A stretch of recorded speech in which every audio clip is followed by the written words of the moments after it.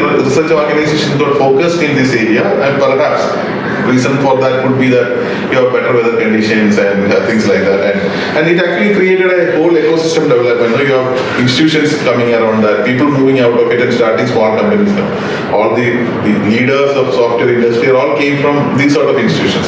So it actually created a spiraling effect. And when large multinationals looked at it, they found that these are cities were already having talent, so they came there, and that created a virtuous cycle because more number of people. So it's a reinforcing model.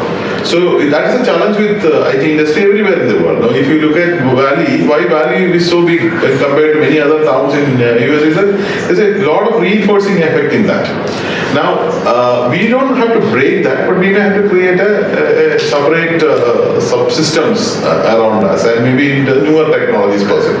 And we believe that today's world, the location is, especially with COVID, location becomes slightly less important, and the focus of talent become a very important element. And that is one of the objective of digital university itself, to create large number of talent. Say, for example, we have a blockchain academy, which actually object to create close to 25,000 blockchain specialists in a matter of 1 or 2 years. So our idea is that when you have such a large number of people, the companies will come in. Now that's the premise in which we are looking at. But having said that, if you look at the new world of talent shortage, there are 2-3 aspects one have to look at it. Most of these cities which you spoke about have a model of outsiding. It is not that Kannadigas form the majority of Bangalore or Telugus form the majority of in Hyderabad. It's people who are coming from outside to there. Kerala somehow don't have that sort of an inward migration. I don't know the reasons for that. Maybe social reasons could be there or some other reasons could be there. So we still have only an inside-out approach. It's like Valley versus some of the other cities in US. Like if you look at Silicon Valley, it's a confluence of people from many parts of the world. But that same thing you cannot speak about some other cities there. So that distinction is there.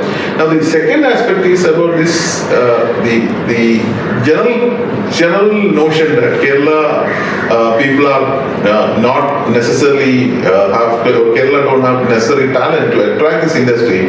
That is something which we need to sort of question, because at one end, many of the surveys, of course, the recent survey put Kerala skill level at pretty high, but generally, many of the surveys put Kerala's skill level as a low thing. That is one side of it. But the other side of it, if you look at close to around 20-24% of IT crowd in India are Keralites. Not necessarily they are in Kerala, but they are Keralites.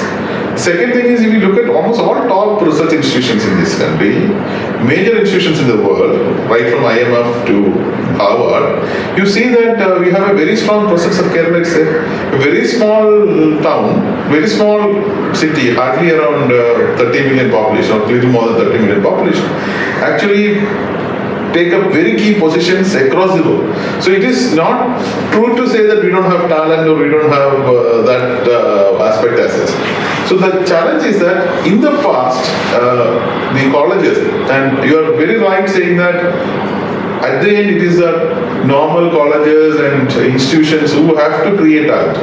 So in the past, what used to happen is that these colleges and universities used to create people with knowledge, but may not necessarily people who can apply knowledge on day one. So we generally call that day one knowledge as skills, for want of a better word. So you have knowledge, but you don't have skills. So what happens is that you go to and join an organization. It could be an industry, it could be an R&D institution, where they actually undergo a lot of training. And through this training, they actually gain that skills also. So that knowledge and skills help them to go into places. This is what was happening in the past. But now the world has changed, because companies cannot afford to wait for 6 months or 8 months or 1 year to make a person billable. So many of us, when we started our career, our training programs were going for almost 2 years, right? But now, today's world is not like that. You actually wanted a person who come to an organization to come ready to work on the job maybe in 1 month's time. Now, this is where the challenge is. Our universities and our colleges now cannot say that we will only impart knowledge. We need to impart knowledge, at the same time we want to impart the skills also. So this combination of skills and knowledge is actually the one which will drive the talent in the future.